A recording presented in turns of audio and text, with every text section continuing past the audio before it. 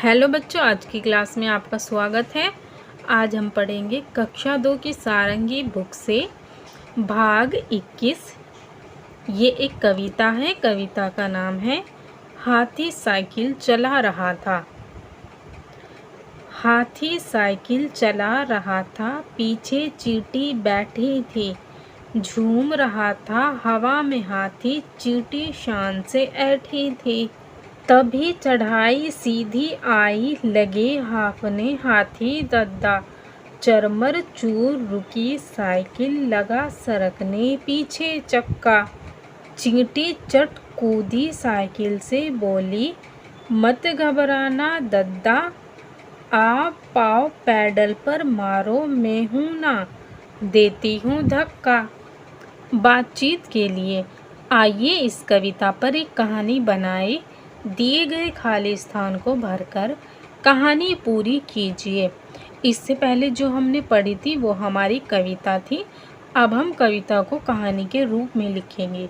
कहानी के रूप में लिखने के लिए हम उसे एक पैराग्राफ में लिखते हैं, और जबकि कविता को हम छोटी छोटी लाइनों में लिखते हैं और उन्हें लय के रूप में गा सकते हैं। हाथी, यहाँ पर खाली स्थान है। हाथी चला रहा था। हाथी साइकिल चला रहा था, उसके पीछे चींटी बैठी थी। हाथी मज़े से झूम रहा था और चींटी शान से ऐठी थी। आगे सीधी चढ़ाई आई और साइकिल चलाते चलाते हाथी हाँफने लगा। साइकिल चरमर चू की आवाज़ करती हुई रुक गई और उसका चक्का सरकने लगा। हाथी की सहायता करने के लिए चींटी चट से साइकिल से कूदी और उसने हाथी को कहा कि दद्दा, आप बिल्कुल भी मत घबराना, आप बस पैडल पर अपने पाँव मारो, मैं हूँ ना, मैं देती हूँ धक्का। मेरी कहानी। इस कविता में भी एक कहानी छुपी है, आप उस कहानी को आगे बढ़ाइए। चींटी ने साइकिल को जोर से धक्का दिया, पर साइकिल आगे ही नहीं बढ़ रही थी।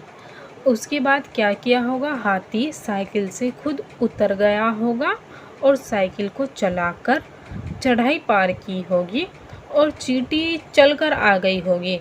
और फिर चढ़ाई के बाद ढलान आती है और ढलान पर दोनों ने मज़े किए होंगे।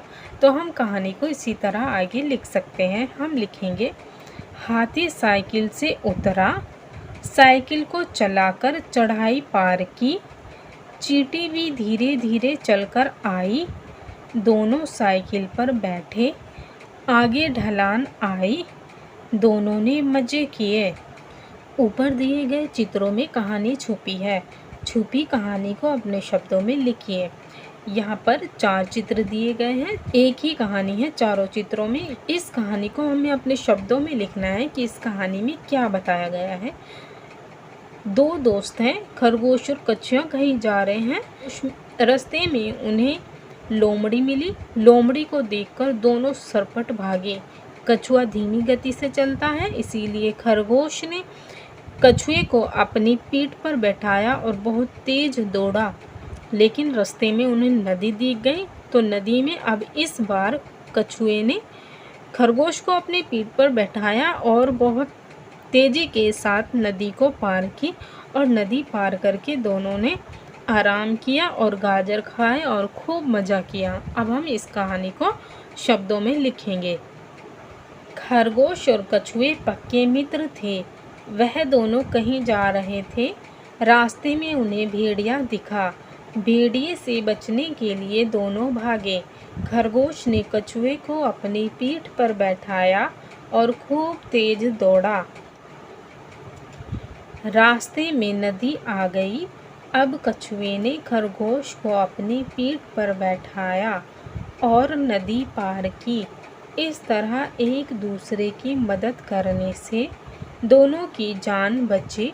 फिर दोनों ने आराम से बैठकर गाजर खाई। मिलकर पढ़िए। डरो मत। नरेंद्र को चंपक का पेड़ बहुत पसंद था। चंपक के पेड़ पर लटककर झूलना उन्हें और भी पसंद था। चंपक का यह पेड़ उनके मित्र के घर लगा था।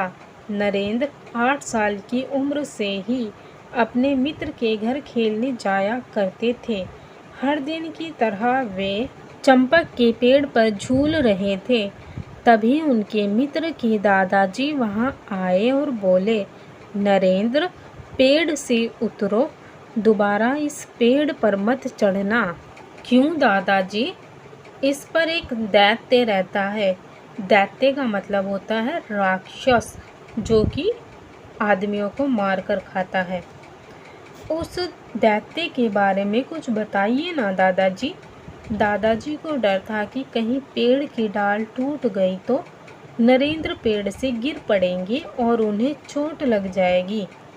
दादाजी ने बताया, वह दैत्य बहुत डरावना है। दादाजी की बात सुनकर नरेंद्र को अचरज हुआ। अचरज का मतलब होता है हैरानी। दादाजी की बात सुनकर नरेंद्र को हैरानी हुई। वह बोले, दादाजी, दैत्य के बारे में और बताइए ना।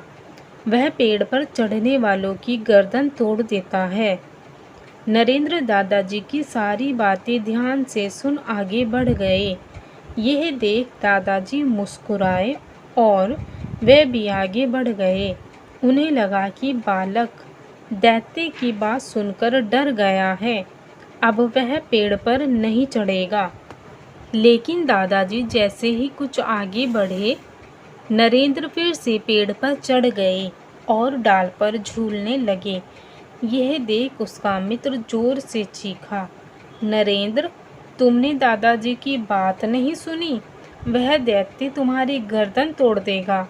नरेंद्र ने हंसकर कहा, तुम भी कितने भोले हो। अगर दादाजी की बात सच होती तो मेरी गर्दन टूट चुकी होती, लेकिन ऐसा हुआ क्या? नहीं तो। यही तो, किसी ने तुमसे कुछ कहा है, उस पर यकीन मत करो, खुद सोचो, इसलिए डरो मत। आगे चलकर यही बालक नरेंद्र स्वामी विवेकानंद के नाम से प्रसिद्ध हुए। प्रसिद्ध का मतलब सब जगह जाने पहचाने गए। निडर का मतलब होता है कि जो किसी से ना डरे। स्वामी विवेकानंद बचपन से ही निडर और समझदार थे।